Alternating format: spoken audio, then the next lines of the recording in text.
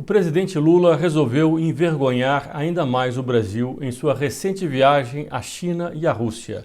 Nós veremos no vídeo de hoje que Lula não se contentou em pedir conselhos a Xi Jinping, o ditador da China, para saber como controlar melhor as redes sociais. Ele tinha passado antes na Rússia para comemorar o dia da vitória da Rússia na Segunda Guerra Mundial, que dava grande prestígio a Putin. Ele esteve do lado do ditador da Venezuela, do ditador de Cuba, do ditador chinês. Esses eram os amigos que o Lula resolveu encontrar na Rússia, ao mesmo tempo em que lhe deu apoio a um país que está em guerra contra um país que foi invadido, que é a Ucrânia. Nós veremos no vídeo de hoje a infâmia, até onde vai, do nosso presidente do Brasil em embaraçar ainda mais o Brasil nas suas relações internacionais. Este é o canal do Instituto Plínio Corrêa de Oliveira. Meu nome, se você não me conhece, é Frederico Viotti.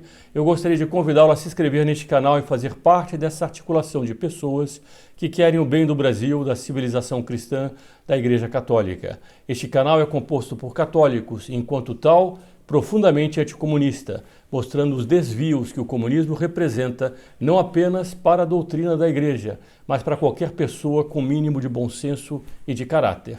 Nós veremos no vídeo de hoje essas duas ações do Lula. E eu peço também que compartilhe esse vídeo entre seus amigos nas suas redes sociais, para que eles também tenham acesso a essas informações. Nós vamos também colocar aqui embaixo, na descrição desse vídeo, logo abaixo do título, links de interesse sobre essa matéria. Primeiramente, a viagem de Lula à China. Embora tenha acontecido logo depois da viagem dele à Rússia, nós vamos começar pela China. Durante um jantar, vazou a conversa que Lula teve com Xi Jinping, que governa a China e que governa com mão de ferro. Ele impõe para a China aquilo que é chamada de uma muralha de firewall. A grande muralha da China, historicamente, como era conhecida, agora comporta uma muralha virtual. As pessoas dentro da China têm a informação que elas têm acesso de forma controlada. O governo chinês proíbe que as pessoas tenham acesso a informações que são contra o interesse do Partido Comunista Chinês. E o Lula foi pedir exatamente a ele que ensinasse como controlar as redes sociais no Brasil. Depois ele fez um escândalo porque essa conversa vazou para a imprensa. Um dos seus ministros comentou a interlocução da Janja, a mulher de Lula, com o Xi Jinping, dizendo sobre os absurdos que ocorrem no Brasil sobre as redes sociais. E Lula não ficou só nisso. Ele disse: a pergunta foi minha e eu não me senti incomodado. O fato de a minha mulher pedir a palavra é porque ela não é cidadã de segunda classe. Entende mais de rede digital do que eu, concluiu Lula. Parece então que para o presidente Lula existem pessoas de segunda classe no Brasil e a mulher dele não seria dessas. Não é possível a gente continuar com as redes sociais cometendo os absurdos que cometem e a gente não ter a capacidade de fazer uma regulamentação, destacou o petista. Bom, nós estamos vendo aqui exatamente aquilo que o Lula falou a respeito dessas regulações das redes sociais. Bom, depois saiu uma outra matéria no Globo importante. Visita de Lula a Pequim sinaliza realinhamento de fato do Brasil. O Brasil vai entrando na órbita desses países ditatoriais e anti-ocidentais. Nós já tratamos em vídeos anteriores, aliás, é um dos motivos que eu sempre peço para as pessoas se inscreverem, para não perderem esses vídeos, mas o Brasil não é de agora. Desde que o Lula assumiu o governo do Brasil, está tomando uma atitude cada vez mais anti-ocidental. Vejam o que o Lula disse na China. A China é um exemplo para o mundo, disse o presidente Lula em entrevista coletiva em Pequim nesta quarta-feira, dia 14 de maio, para deleite dos representantes da imprensa local presentes. A China, que não respeita nem sequer o básico dos direitos humanos. Entretanto, ela agora é colocada como exemplo para o mundo inteiro. Isso sem falar que o Lula foi tomando as palavras que o Xi Jinping, presidente e ditador da China, usava do futuro compartilhado, comunidade de futuro compartilhado. O Lula começou a abraçar essa ideia. Ao mesmo tempo, houve na China o famoso fórum CELAC-China, Comunidade dos Estados Latino-Americanos com a China. Bom, a China ampliou enormemente a sua presença na América Latina. Mas não ficou só nisso. Pequim ouviu claramente nos últimos dias que a balança brasileira pende para seu lado. A nossa relação com a China não é trivial, é estratégica. muito estratégica, disse Lula. O Brasil tem muitos negócios com a China, todos nós sabemos, mas o Lula foi muito além disso. Ele está fazendo uma aliança geopolítica. Ele tinha acabado de sair da Rússia para comemorar o dia da vitória da Rússia na Segunda Guerra Mundial, como se a Rússia tivesse vencido a Alemanha nazista sem os aliados. Quando foi exatamente o contrário, a Rússia primeiro fez uma aliança com a Alemanha, através do pacto Ribbentrop-Molotov. Só depois, quando Hitler rompeu esse pacto, a Rússia resolveu agir contra a Alemanha nazista. E ela venceu por causa dos aliados.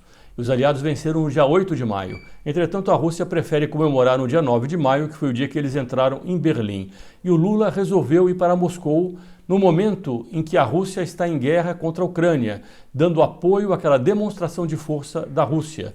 É o que o Estado de São Paulo chamou de infâmia. O jornal, nessa matéria, escreveu um artigo muito forte e muito bem escrito, que eu tenho aqui, Lula em Moscou, o dia da infâmia. Daqui a pouco eu vou tratar disso porque mostra o absurdo, a vergonha que o Lula está colocando o nosso querido Brasil. Mas vejam ao lado de quem ele estava quando ele foi apoiar um país que está em guerra contra a Ucrânia, que foi invadida. É bom lembrar que até mesmo o avião que levava a Janja antes do Lula ir para Moscou não pôde passar sobre o território da Estônia e da Lituânia e da Letônia. Esses países negaram que fosse usado o espaço aéreo deles para que o avião do Brasil passasse por cima dos territórios deles em direção à Rússia, por causa de que eles são os próximos na linha de defesa da Europa contra a Rússia. A Rússia não vai parar na Ucrânia, todo mundo sabe disso, e o Lula foi então apoiar um país que invadiu um outro país, como a Alemanha nazista invadiu a Tchecoslováquia antes da Segunda Guerra Mundial. Nós vamos tratar disso ainda nesse vídeo, fique até o final. Mas vejam quem estava ao lado de Lula nesse desfile da vitória e da propaganda de Putin para o mundo inteiro. Estava Lula, Xi Jinping, da China, Nicolás Maduro, da Venezuela, Miguel Díaz-Canel, de Cuba, depois presidentes ou ditadores da Palestina, Irã, Vietnã, Laos, Bielorrússia, Sérvia, Eslováquia, Bósnia e Herzegovina, Armênia, Azerbaijão, Cazaquistão, Quirguistão, Uzbequistão, Tajiquistão, Turcomenequistão, Burkina Faso, República do Congo, Argélia e Egito. Esses eram os grandes amigos que o Lula foi prestigiar nessa viagem dele a Moscou. Como eu comentei, o Estado de São Paulo publicou no seu editorial, no dia 10 de maio, Lula em Moscou, o dia da infâmia. Lula foi aquilo que os antigos agentes secretos soviéticos chamariam de idiota útil. Não é nem inocente útil, é idiota útil. Um ocidental deslumbrado e voluntarioso e descartável após servir as ambições do Império Russo. Putin foi aquilo que nós sabemos bem, ele foi agente da KGB, ele nunca negou a simpatia dele pelo regime comunista, ele nunca abdicou das ideias comunistas dele, nunca disse que ele se arrependia do passado e daquilo que ele fez, que nós não sabemos, mas o agente da KGB não estava nos países em que a KGB exercia a sua ação para fazer bem a esses países. E Putin era um dos líderes da KGB. Bom, o Estado de São Paulo lembra a semelhança de Putin agora com aquilo que fez Hitler. Putin, nesse momento, invadiu a Ucrânia dizendo que esses estados eram russos, ou de população simpáticas ou de origem da Rússia. Na realidade, a Ucrânia toda era a origem da Rússia. A Rússia nasceu na Ucrânia. Não foi a Ucrânia que nasceu na Rússia, mas a Rússia que nasceu da Ucrânia. E há muitas populações russas, inclusive porque Stalin, quando houve o auge da União Soviética, começou a mudar populações de lugar e foi colocando populações russas em vários países e desses vários países foram colocando populações deles dentro da Rússia. E depois Stalin também deu para a Ucrânia a Crimeia e coisas desse tipo. Isso fazia parte daquela situação da União Soviética. Putin, em 2014, já tinha invadido a Crimeia e agora, em 2022, continuando a sua expansão, invadiu mais 20% do território da Ucrânia.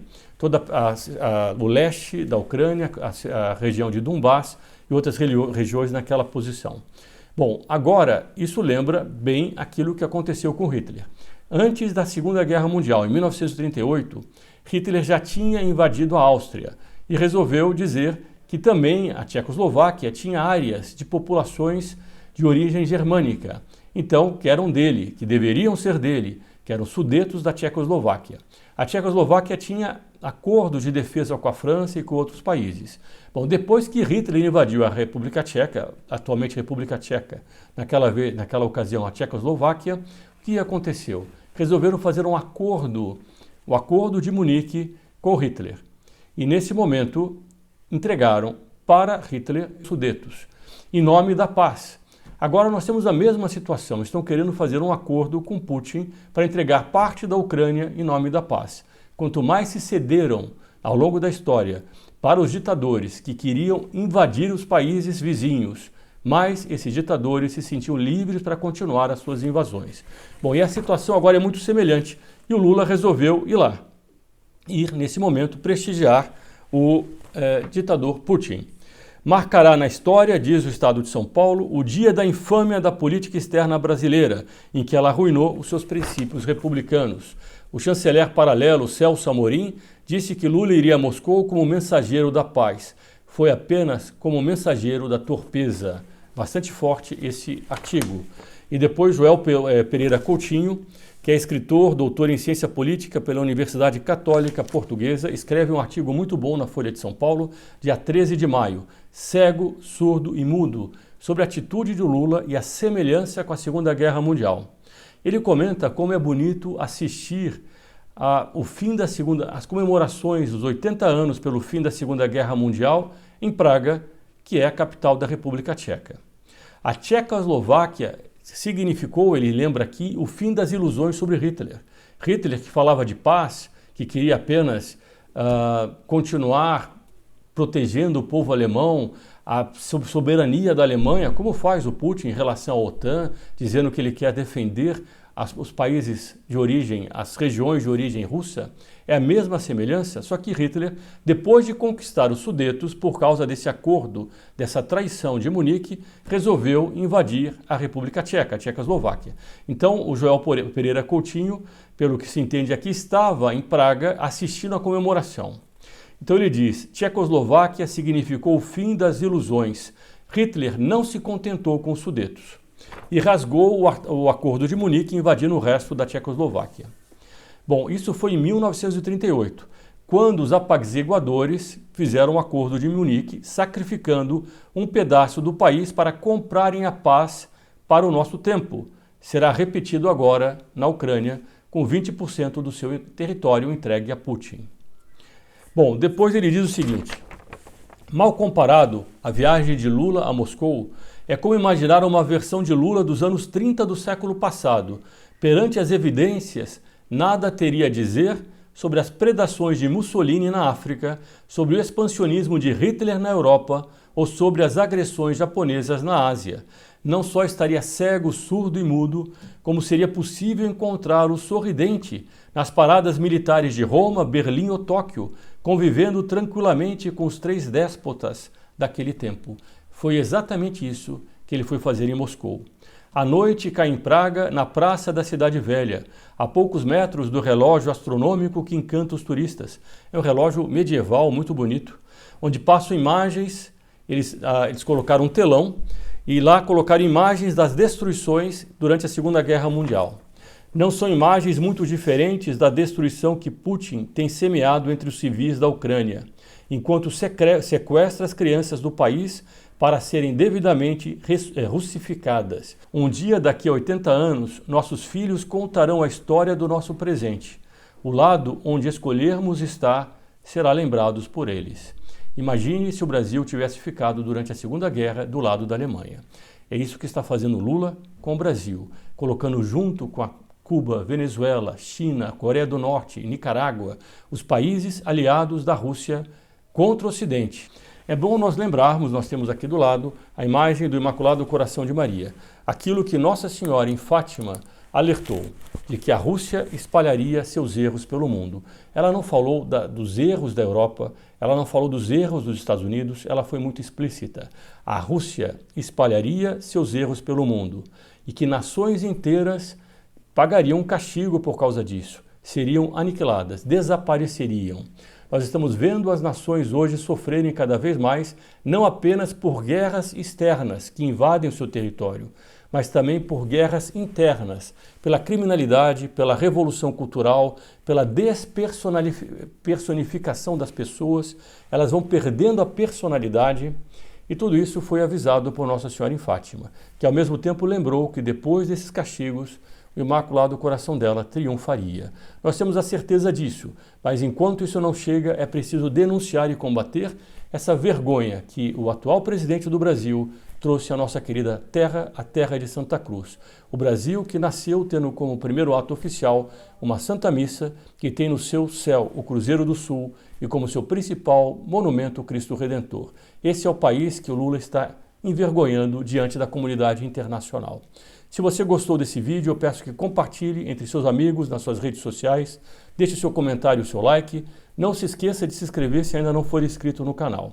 E se puder, ajude esse canal e as ações do Instituto Plínio Corrêa de Oliveira a continuarem. Aqui embaixo, na descrição, há vários links para você poder ajudar o Instituto a continuar nas suas campanhas de denúncia e de ação, dentro da lei e da ordem, mas de forma firme, em defesa dos valores da civilização cristã. A todos que nos seguiram, meu muito obrigado. Em breve voltaremos com novos vídeos. Viva Cristo Rei e Sua Mãe Maria Santíssima.